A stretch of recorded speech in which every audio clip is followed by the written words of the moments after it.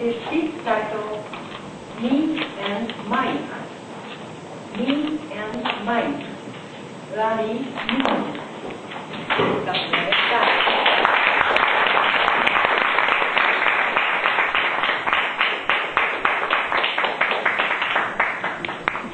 Recently, as many of you know, I've been absent from most of our meetings. I told some people like Imura-san that I was busy with work, but that was a lie. The true story is that I have been in Los Angeles, and in fact, I just got back. Why was I in Los Angeles? Because I was attending the funeral and meeting with the family of Michael Jackson. At Los Angeles International Airport Thursday, Michael's sister Janet was with me crying on my shoulder. Larry, she cried.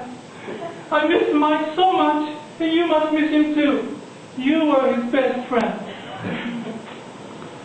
Mike and I were born in the same year, 1958, in the same hospital, in a small town called Gary, Indiana.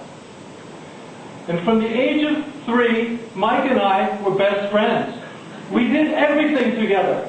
We went fishing, we went swimming, we played basketball, and we even double dated girls together when we got older. And in fact, it was I who taught Mike his famous moonwalk dance. It was 1968, and Mike was over at my house watching television. Neil Armstrong was just getting off the Apollo 11 spaceship and started to walk on the moon. I jumped up and started to imitate Neil Armstrong's walk style. Michael laughed, got up, and started to imitate my walking style. Of course, he was much better than me. But Michael was a very shy person, very talented, and a very hard worker. It wasn't until 15 years later that he finally perfected it and showed the moonwalk in public. In 1980, I moved to Japan, and so Mike and I didn't see each other very often. However, we did talk a lot together on the telephone. Sometimes he came to Japan, he'd put on a wig, and we'd go out and have yakitori and beer together. In 1984, that was the year of We Are the World, We Are the Children, and Mike and I wrote that song together. I was very proud of Mike in 1984 because he really wanted to help people. He donated millions and millions of dollars to people. In 1985, things started to go wrong for Mike in his life. He was filming a Pepsi Cola TV commercial when suddenly his hair caught on fire accidentally. His whole face, the skin, everything was burned. And from that point in his life, Mike started to have many problems. People said cruel things about him. He called me on the phone and said, Larry, people say I'm a freak. People say I'm a monster. Please understand, Mike never wanted to become a white person or look like another person. He was in horrible pain, physically and emotionally, because of those burns.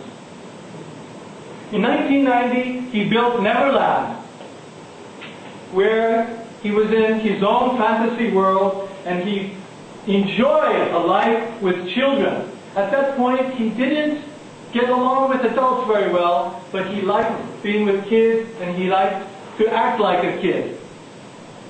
Again, many problems happened. He was accused of sexual abuse. This was a shock to me and to him. He told me, Larry, when I look at a child's face, I see God. How could I ever do such a horrible thing? Look at Mike in this picture. Of course not. Later, Mike got married to Lisa Marie Presley, and then to a woman, his nurse, a woman named Susan, who, I'm happy to tell you, is my sister. When he had his first child, it brought back many childhood memories of Mike. We were best friends together. We loved each other.